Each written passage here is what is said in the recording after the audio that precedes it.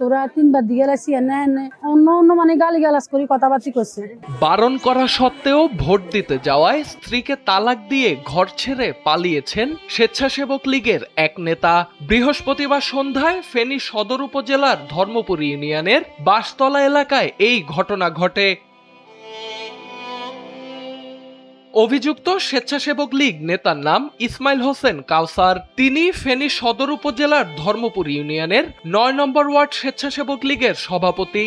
মারধরের খবর পেয়ে স্থানীয় জনতা আটক করলে স্ত্রীকে দেয়া মৌখিক তালাক প্রত্যাহারের আশ্বাস দিয়ে কৌশলে ঘর ছেড়ে পালিয়ে যান তিনি।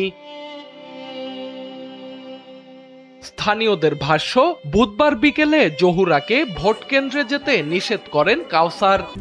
RICL TMX, যুগের পর যুগ স্থাপনা থাকে মজবুত। তবে প্রথমবারের মতো ভোটার হওয়ায় ব্যাপক উৎসাহ নিয়ে ভোট কেন্দ্রে গিয়ে ভোট দেন জহুরা।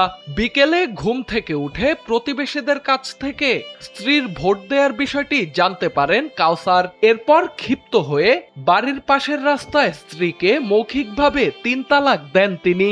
আরে এনে কদে কত কি ভোট দিতে গেছ কদে গেছি না মাতিনো এবারে কদে কথা তো রাত চাই এবার আই হাত জোর করে চাই এবার এনে এনে কর ঘর দুয়ার ঢুকতে তোরা তিনবার দিয়ে গেছি এনে এনে মানে অন্য অন্য মানে গালিগালাজ করে কথাবার্তি করছে। এই ঘটনায় এলাকায় ব্যাপক চাঞ্চল্যের সৃষ্টি হয়েছে। ভুক্তভোগী জহুরাকে দেখতে বাড়িতে ভিড় করছেন স্থানীয়রা।